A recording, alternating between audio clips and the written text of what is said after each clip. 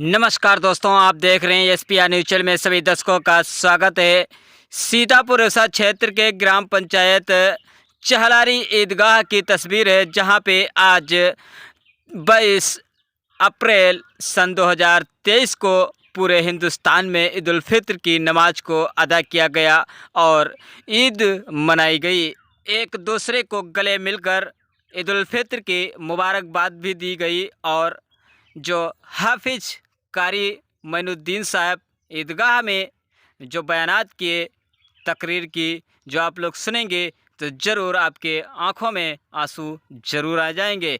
नमस्कार, जय हिंद। फिर मिलेंगे नेक्स्ट वीडियो में। को माफ फरमा देता है, मगर अफसोस कि आज उस उम्मत का हाल ये है कि काम करने जो है, इबादत करने की तो बात अलग है, रोजा रखने की तो बात अलग है।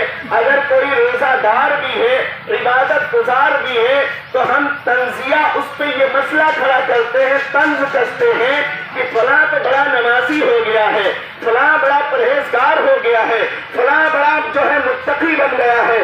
मेरे भाइयों, अपने गरीबान को खोल कर देखें। हम और आप जिस जगह पर बैठे हैं, इसके अतराफ में कब्रिस्तान है। कई सौ सालों से हमारे और आपके बाप दादा इस कब्रिस्तान में दफन है। आज उनके कब्रों के निशानात तक हमें नहीं पता है। आज के कुछ साल के बाद हमारा भी हाल वही होगा कि हमारी कब्रों के निशानात मिट जाएंगे, हमारी कब्रें खत्म हो जाएंगी, हमारे कब्रों के निशानात बिल्कुल खत्म हो जाएंगे। मगर बाकी अगर कोई चीज रहेगी तो वो आमाले सालिहा है।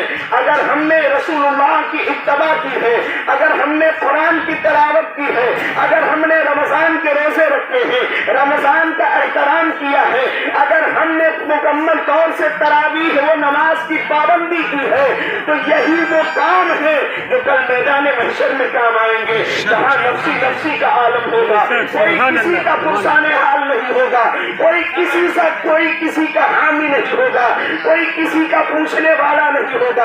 अंबिया इकराम भी नफ्सी नफ्सी के आलम में होंगे, सहाबा इकराम भी नफ्सी नफ्सी के आलम में होंगे, औलिया इकराम भी नफ्सी नफ्सी के आलम में होंगे।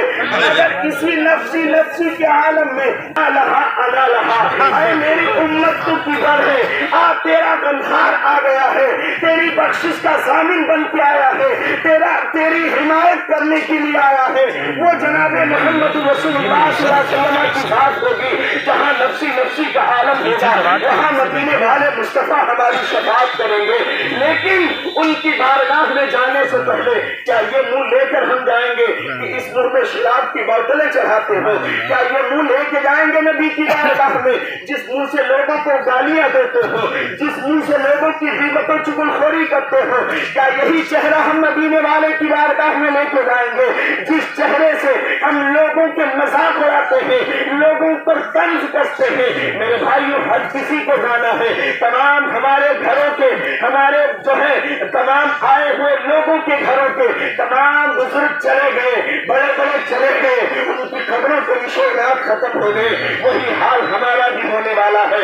मेरे भाइयों, हमने और आपने अपनी निगाहों से पता नहीं कितनी मौतें देखी होंगी, इन कंधों पर कितने जनाजे रखे होंगे। क्या कभी आपने और हमने दर्स हासिल किया है कि कब्र में अगर बंदा जाता है तो तने तनहा जाता है, 5 जाते हैं मगर 4 फिरते हैं, आखिरकार उसे तने तनहा छोड़ के आता था।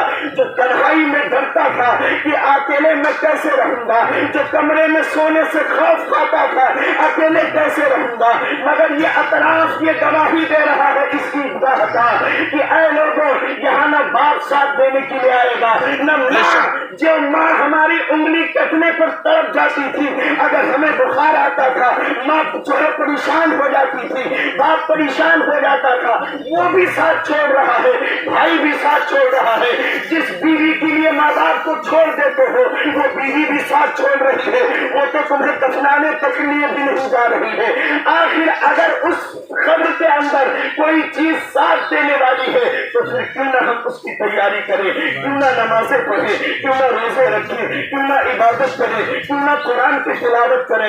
یارو جس میں نفل کا نماز فرائض کے برابر بتایا گیا ہے، سنتوں کا ثواب فرائض کے برابر بتایا گیا ہے، فرائض کا ثواب 70 گنا بڑھ کر بتایا گیا ہے، آخر وہ مہینہ ہماری نظروں سے یوں ہی گزر جاتا ہے۔ آخرکار عزیزان ملت اسلامیہ، ہمارا اور آپ کا حال یہ ہو گیا ہے کہ بازاروں میں اگر ہم جاتے ہیں، روزہ نہیں رکھ سکے ہیں تو پان مسالہ بیڑی سگریٹ سے ہمارا گزارا ہوتا ہے۔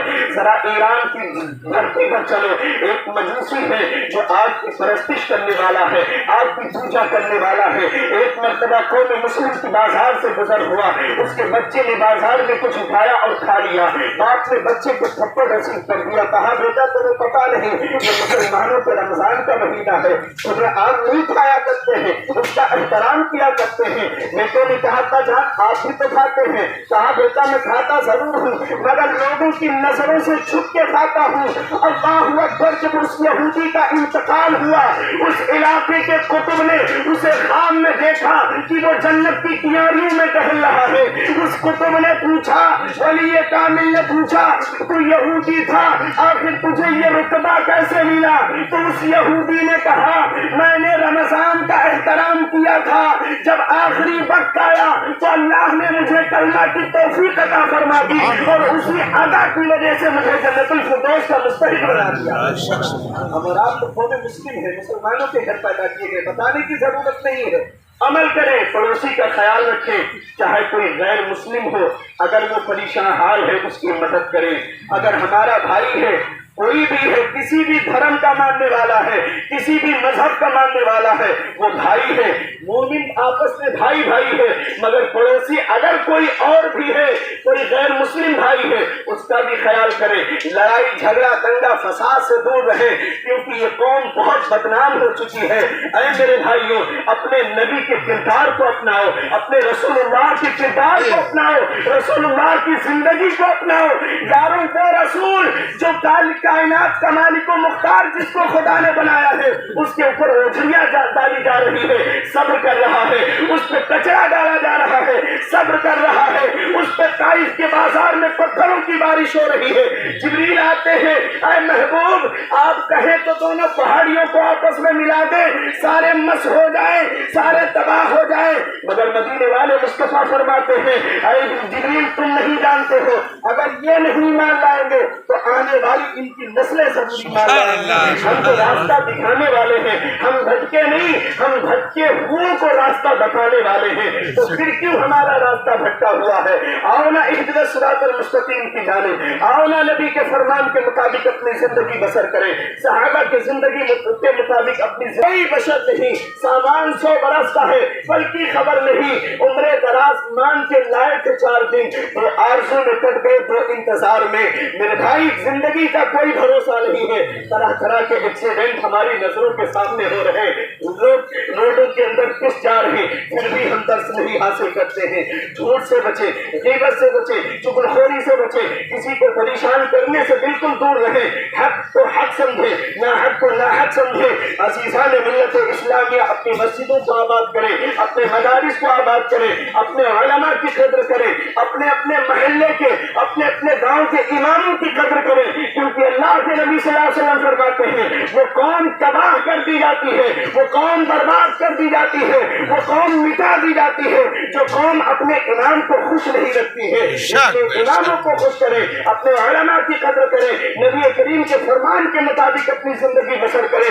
مسجد میں آنا ہے، اس کے احترام کیا ہے، اس کے آداب کیا ہے، اس کا طریقہ کیا ہے، کیسے ہمیں بیٹھنا چاہیے، کیسے ہمیں رہنا چاہیے، کیسے ہمیں سجدہ کرنا چاہیے۔ ہمارے پاس سب کچھ کرنے کا وقت ہے مگر نماز سیکھنے کا وقت نہیں ہے، وضو کا طریقہ سیکھنے کا وقت نہیں ہے۔ نماز میں فرائض کتنے ہیں اگر قوم مسلم سے پوچھ لیا جائے تو ابھی دانت نکالتے ہوئے نظر آئیں گے۔ ہیں, کم سے کم میرے بھائیوں زندگی کے سارے طریقے ہم جینے کے سیکھ لیتے ہیں, تو کیا اللہ کے حضور حاضر ہونے کے لیے, اس کو راضی کرنے کے لیے جو رب قدیر قرآن میں فرماتا ہے واسجد واقترب, اے میرے بندے سجدہ کر اور میری قربت حاصل کر. رب قدیر ارشاد فرماتا ہے جب بندے مومن حالت نماز میں ہوتا ہے اور جب سجدے میں جاتا ہے, جب وہ سجدے میں اپنی پیشانی رکھ کے سبحان ربی الاعلیٰ کہتا ہے, اللہ اور بندے کے درمیان جتنے پردے ہوتے ہیں سارے پردوں کو رب قدیر ہٹا لیتا ہے اور رب بندے کے سامنے ہو جاتے ہیں, بندہ رب کے سامنے ہو جاتا ہے.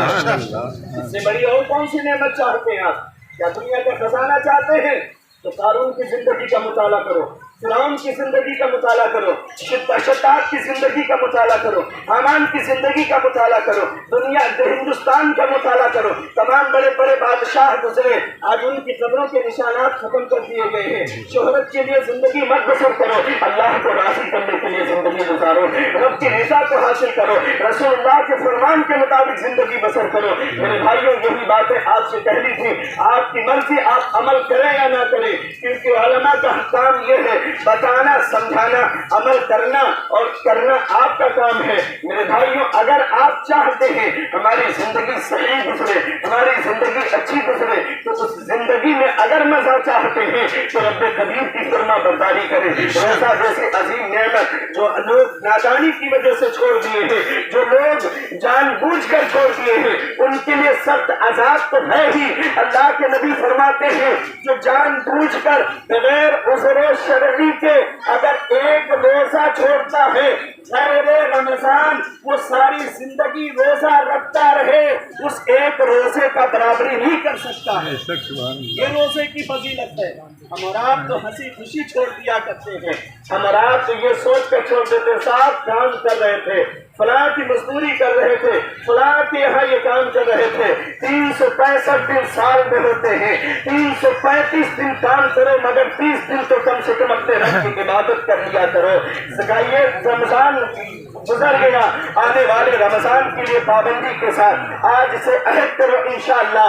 اگر اللہ نے توفیق بخشی, اگر زندگی بخشی, تو آنے والے سال رمضان المبارک میں انشاءاللہ العزیز پابندی کے ساتھ روزے بھی رکھیں گے, تراویح بھی پڑھیں گے. جیسے مثال کے طور پر حاجی شہزاد صاحب پچھلے سال موجود تھے, ماشاءاللہ بڑی محنت کی تھی آواز کے ذریعے سے, آج ان کی محنت کا یہ رنگ لایا. اور ہمارے شہاب الدین منیجر چچا, انہوں نے بھی ماشاءاللہ بڑی محنت کی ہے. لوگ صرف آ کر عید یا بقرعید کے دن یہ تو کہہ دیتے یہ ہونا چاہیے وہ ہونا چاہیے, اس کے بعد میرے بھائی کوئی شکل نہیں دکھانے آتا, اکیلے بیچارے دوڑ رہے تھے, محنت کر رہے تھے. میں نے خود اپنی نظروں سے دیکھا ہے. تو کسی پر طنز کرنے سے پہلے کم سے کم آؤ ایک جھاڑو لے کے 4 قدم اسے صفائی کر دو, تب ہم سمجھیں کہ ہاں